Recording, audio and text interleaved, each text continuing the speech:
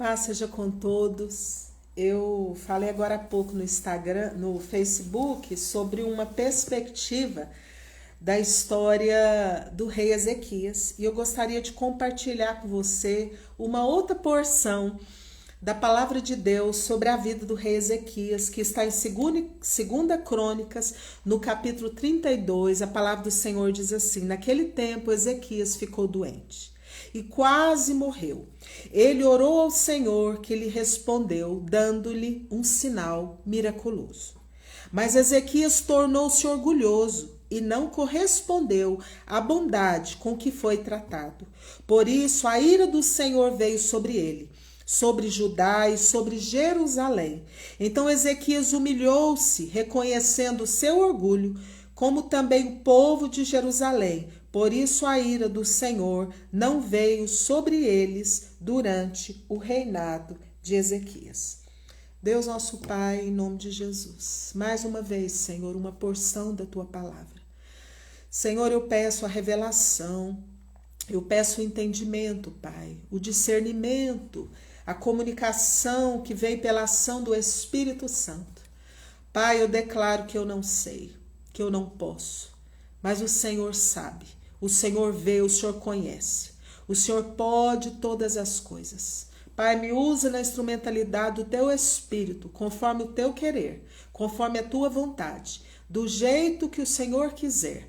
Eis-me aqui, Pai, recebe o meu louvor e a minha adoração, e eu clamo o sangue de Jesus sobre a minha vida, no nome de Jesus.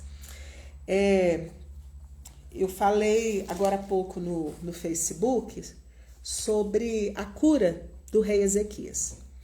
Mas essa semana eu estava orando e eu tive um entendimento, eu rememorei o momento da história do rei Ezequias em que ele é curado por Deus através do emplasto, de uma direção que Deus deu para o profeta Isaías. E ele fizeram um emplasto, fizeram assim uma mistura de uma pasta de figo e colocaram sobre as chagas do rei Ezequias. E sobre a vida do rei Ezequias, Deus tinha usado Isaías para liberar uma palavra de cura sobre a vida dele. E ele foi curado. Porque não basta apenas um remédio. Mas nós precisamos da palavra, né? Da palavra de cura, da palavra de vida. E eu quero contar aqui, hoje eu estava pensando sobre esse momento e eu quero contar uma coisa aqui. No meu terceiro período de faculdade, eu tive contato com um professor de semiologia, que ele era um homem assim, assertivo nos diagnósticos. E quando eu era acadêmica de odontologia, ele ensinou para nós que para que um tratamento seja eficaz, é necessário um diagnóstico assertivo. E no mundo que a gente vive, quantos profissionais lutam, quantos exames hoje existem, quanta tecnologia, quantas máquinas que existem para detectar, para poder enxergar dentro de nós, para poder detectar o que está acontecendo. E aquele professor, na minha época de faculdade, ele disse que ele ouvia muito o relato das pessoas. As pessoas que o procuravam com doenças, as mais cabulosas que existiam, ele ouvia essas pessoas e ele nos ensinou a fazer uma coisa que chama anamnese. Anamnese é você escrever a história, o relato do seu paciente, daquela pessoa que chega até você, que você vai acolher, que você vai ouvir. E ele nos ensinou até a escrever da forma que a pessoa verbaliza. Então, eu nunca esqueci desse professor. E através da sua sensibilidade, de escutar e da maneira da pessoa falar, ele podia, na sua capacidade, na sua experiência, ter diagnósticos assertivos. E eu quero te dizer que na nossa vida, na nossa alma, porque nós somos complexos, Deus é o único que tem o diagnóstico assertivo. E o que eu estou falando aqui é da alma. Eu não estou falando aqui somente do físico. Porque existem questões na nossa alma que elas somatizam no nosso corpo. Elas somatizam na nossa... que suga a nossa energia, que adoece os nossos ossos. E você pode me falar, Francis Lene, isso não tem nada a ver. Mas tem. O próprio rei Davi, ele fala, Deus, me cura os meus ossos que o Senhor esmagou. Ele fala, Deus, enquanto eu calei meus pecados, os meus ossos, eles envelheceram, de tanto que eu gemi, porque de dia e de noite a tua mão pesava sobre mim. E a vida do rei Ezequias é a história de um homem que ele passou por uma doença tão terrível. Ele passou por vários embates. Ele se estabeleceu na vida do povo de Deus, de Israel, que ele era o líder, a figura de uma nação, de um líder muito poderoso, muito intimidador. E eu tenho certeza que isso afetou a alma do rei Ezequias. Isso deixou ele vulnerável, deixou ele enfermo, deixou ele fragilizado até mesmo na sua psique, no seu emocional, na sua alma, e ele ficou doente. Mas, como eu conversei agora há pouco no Facebook, Deus o curou. Deus restaurou a saúde do rei Ezequias. Só que a Bíblia diz, lá em 2 Reis, no capítulo 20, que depois que o rei Ezequias foi curado por Deus, depois que ele reconheceu, depois que ele disse palavras que estão relatadas em Isaías 38, palavras de agradecimento, palavras de reconhecimento de que Deus é o que curava, que Deus é que devia ser louvado, ele cai na vaidade. Ele se perde na vaidade. O rei Ezequias foi um homem de vitórias. E Deus deixou bem claro para ele que Deus iria curá-lo, que Deus iria dar vitória diante da Assíria, que era a superpotência daquela época, diante daquele inimigo intimidador. Mas Deus ia dar vitória para o rei Ezequias, por amor do nome dele, por causa de Deus, por causa do nome de Deus. Mas o rei Ezequias, quando ele é restaurado totalmente no seu físico, quando ele é vitorioso, porque Deus enviou o seu anjo e de uma maneira sobrenatural, o Senhor agiu no reino espiritual, porque o reino espiritual a gente não enxerga, mas Deus enviou o seu anjo e os inimigos foram vencidos. Os perigos, a destruição, tudo aquilo que intimidava, tudo aquilo que afrontava o povo de Deus, tudo aquilo que queria gerar destruição, opróbrio, vergonha, desonra, Deus enviou o seu anjo e venceu. E guerreou a guerra do povo. Só que o rei Ezequias, eu acho que ele se perdeu. E isso é um ensinamento para mim e para você. Porque tudo que foi escrito na palavra de Deus é para o meu ensinamento, é para o seu ensinamento. E nós precisamos buscar em Deus. Colocar o nosso coração na presença de Deus todo dia e falar, Deus, não me deixe perder nos caminhos do meu coração, nas trilhas do meu coração. Não me deixa, Senhor, ser enredado pelo meu eu, pela vaidade, pelo orgulho. Não me deixe. E Miqueias, o livro de Miqueias diz que Deus deseja que a gente ande com inteireza, com verdade, com benignidade e ande humildemente diante de Deus. E o rei Ezequias, ele experimenta esse milagre na sua saúde. Sabe, gente? E quando nós somos vitoriosos, quando Deus exalta o seu povo, quando Deus cura uma pessoa, quando Deus permite que você prospere numa área ministerial ou profissional, Deus tem que receber a glória. Deus tem que receber toda a honra e toda a glória.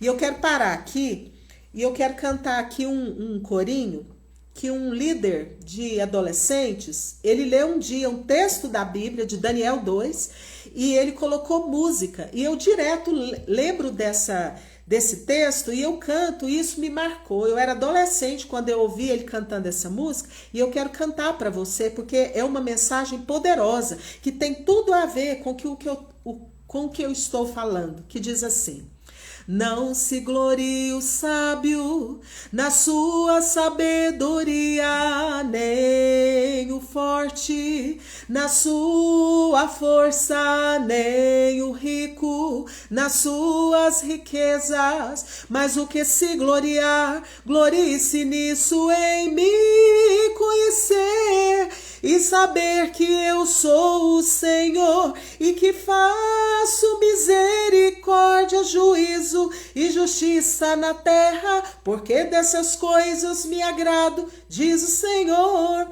Essa música que eu tô falando é de Jeremias. É um texto que está em Jeremias. E agora eu vou cantar a música que foi feita com base em Daniel 2, que diz assim: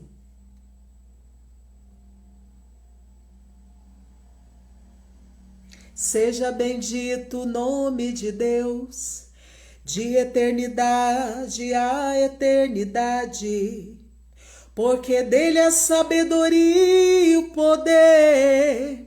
É ele quem muda o tempo e as estações. Ele remove reis, estabelece reis. Ele dá sabedoria aos sábios e entendimento aos entendidos. Ele conhece o oculto e o escondido. Conhece o que está em trevas e com ele mora a luz. A ti, ó Deus, consagro o meu louvor. O rei Ezequias, ele se perdeu. Ele foi curado. Deus deu para ele a oportunidade de viver quando havia sobre ele uma sentença de morte. O rei Ezequias recebeu uma vitória. O anjo do Senhor desceu e pelejou no arraial dos assírios e destruiu os inimigos do povo de Deus. Mas o rei Ezequias se perdeu. O rei Ezequias, a sua fama, a sua vitória, o que Deus conquistou por ele, espalhou, a fama correu. E quando o povo veio até o rei Ezequias, ele começou a se vangloriar. Ele não tributou a Deus a glória. Ele não falou, gente, o que aconteceu comigo foi porque eu busquei a face do Senhor. Porque eu não me apoiei no profeta Isaías, não. Porque eu desci na presença de Deus, eu chorei na presença de Deus. Gente, vale a pena dobrar o joelho. Gente, vale a pena buscar a Deus com inteireza. Ele poderia ter falado isso para as pessoas que vieram de longe ouvir o testemunho dele.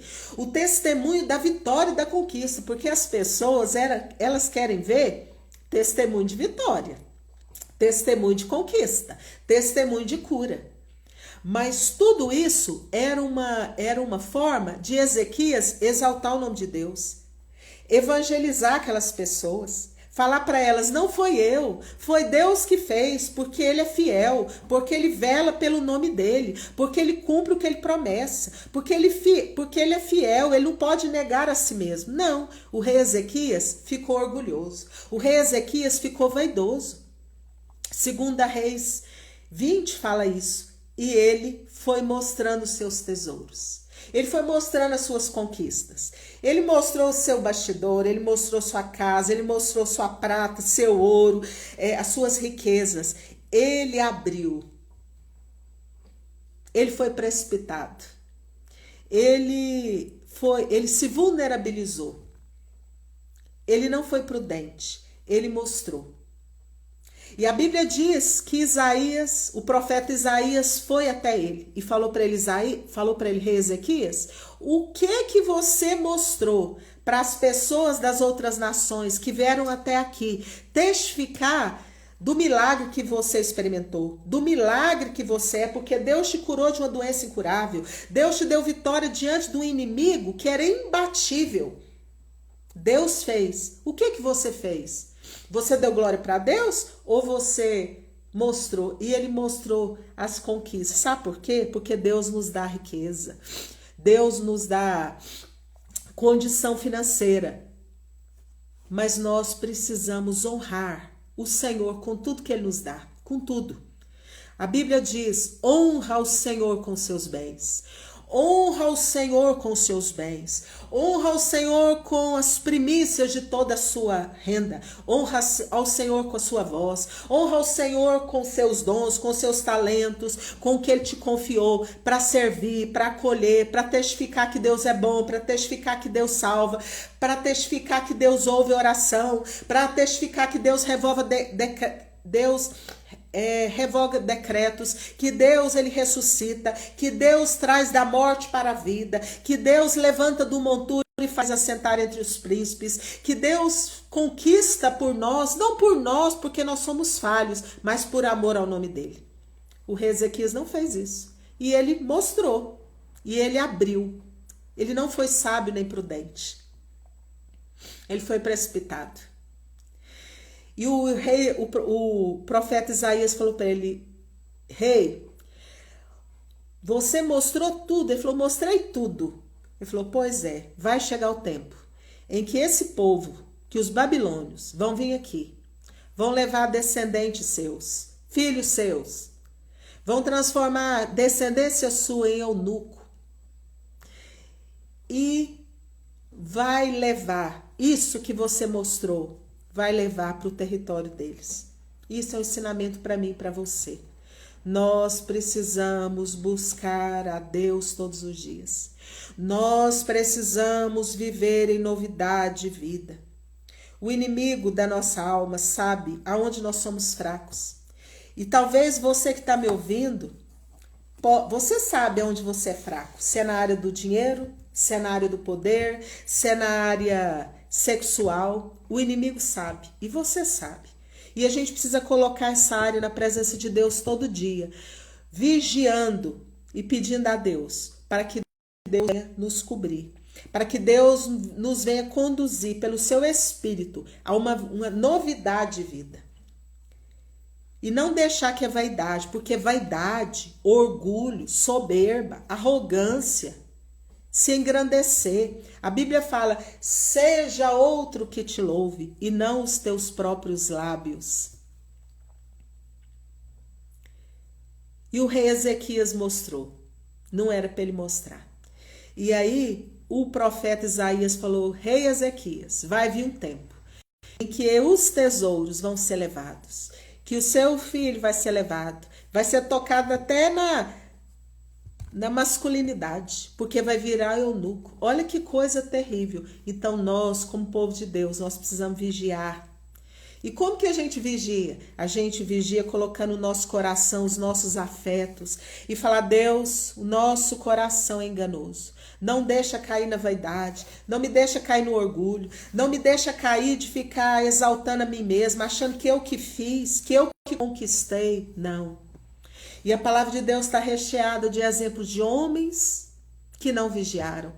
Homens que sucumbiram pela vaidade, que sucumbiram pelo orgulho, que caíram porque acharam que tudo que conquistaram foi pelo seu braço, pela sua capacidade humana, pela sua inteligência, pelos seus estudos, e não é. É pela fidelidade, pela misericórdia, pela graça de Deus. E tudo que Deus nos dá é para que a gente venha usar para a glória de Deus.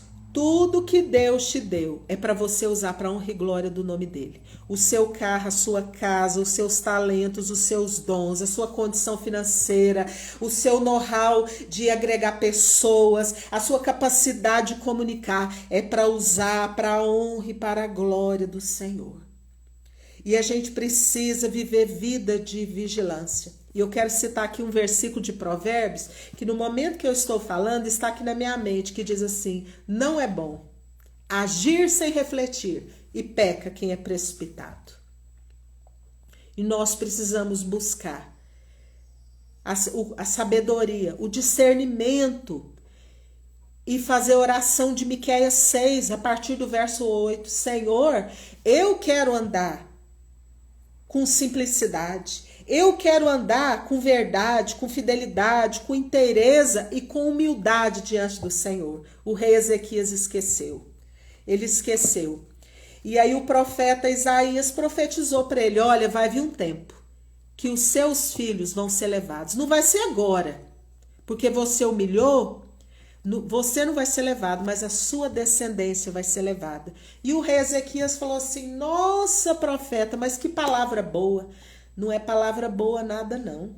Essa história do rei Ezequias me ensina que nós, como pais e mães, avós e avós, nós precisamos pleitear pelos nossos filhos, pelos nossos netos. Isaías profetizou e falou da parte de Deus que havia um tempo que sua descendência ia ser levada, que seus filhos iam ser levados, que ia ser tocado na masculinidade deles, que eles iam ser castrados, que eles iam ficar na dispensação dos reis da Babilônia. E o rei Ezequias falou: nossa, que palavra boa é essa. Por quê? Porque não ia acontecer no tempo dele, mas ia acontecer depois que ele morresse. Que coisa terrível. Nós precisamos lutar pela nova geração. Nós precisamos orar pela nova geração. Nós precisamos jejuar. Nós precisamos pedir para Deus nos curar, nos sarar, para que a gente venha ser usado, para que a gente venha fluir na nossa potencialidade, para que Deus levante a nova geração, para que Deus levante a nossa geração. Então esse texto de Ezequias, ele está no meu coração desde segunda-feira. Isso é um alerta para mim e para você. Quantos pais e mães, avós e avós, emocionalmente estão desligados dos seus filhos e netos? De pensa assim: não vai acontecer comigo? Então não estou nem aí, não. Deus deseja que a gente pleiteie, que a gente ore, que a gente jejue, que a gente dê testemunho, que a gente ande em inteireza, que a gente viva uma vida de vigilância, que a gente pleiteie pela nossa descendência. E o rei Ezequias fala para o profeta Isaías: profeta, mas que palavra boa é essa? Porque não vai acontecer comigo. Eu não vou ver, eu vou estar morto, mas vai acontecer com a minha descendência? Misericórdia. Então eu quero te dizer, como igreja do Senhor Jesus, eu quero te convidar, eu quero te clamar para você a partir de hoje começar a orar. Ora pelo seu filho, ora pelo seu neto, ore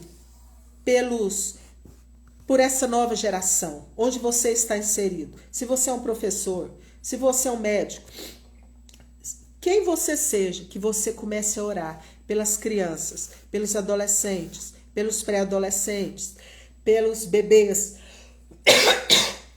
para que Deus venha ter misericórdia, para que Deus venha guardar a nova geração, para que Deus venha guardar. Nós estamos na época do carnaval, uma época, na cidade que eu moro aqui, Anápolis, é uma cidade que o povo se reúne, o povo de Deus se reúne, os jovens se reúnem para estar em acampamento, para estar em retiro, para estar na presença de Deus, para buscar a Deus, para ouvir a direção de Deus através da palavra, para louvar a Deus junto. E nós, como pais, como tios, como avós, nós precisamos estar de joelhos orando por eles, e não abrindo mão e falando: Deus, a tua palavra diz que nós não geraremos filhos para a calamidade, pois eles são herança bendita do Senhor Jesus. Deus, eles são a igreja do futuro. Deus, eles são a igreja do amanhã. E nós não nos conformarmos. O rei Ezequias conformou. Ele falou: nossa, Isaías, que palavra boa. Eu não vou ver o mal, mas o meu neto, o meu filho, vai experimentar. Nós precisamos nos posicionar. Nós precisamos deixar as questiúnculas e nós precisamos nos unir e orar diariamente pelos adolescentes, pelas crianças, pelos bebês, pelos jovens, para que eles sejam uma igreja forte. E que é uma igreja forte? É uma igreja que teme ao Senhor. É uma igreja que busca a vontade de Deus. É uma igreja que vive novidade de vida, como Romanos fala. Porque Deus deseja de mim e de você, que nasceu de novo, que a gente vive novidade de vida. O novo jeito de falar, o novo jeito de olhar, o novo jeito de reagir. Deus deseja isso de mim e de você. Então eu quero te convidar que nesse feriado você tire momentos na presença de Deus. Fala, Deus, eu quero me colocar agora em oração, em jejum, na tua presença, em favor de jovens que agora estão nos acampamentos, nos retiros, nas igrejas, buscando, porque eles são bombardeados, que nós não venhamos nos conformar, como o rei Ezequias se conformou. Por quê? Porque emocionalmente ele estava desligado da sua descendência. E que nós venhamos adotar. Às vezes não é nem um filho nosso, mas que a gente adote em oração. Adote um sobrinho, adote alguém em oração. Seja um intercessor. Seja alguém que Deus levanta como intercessor da nova geração. Que Deus te abençoe e que Deus me abençoe também. Em nome de Jesus.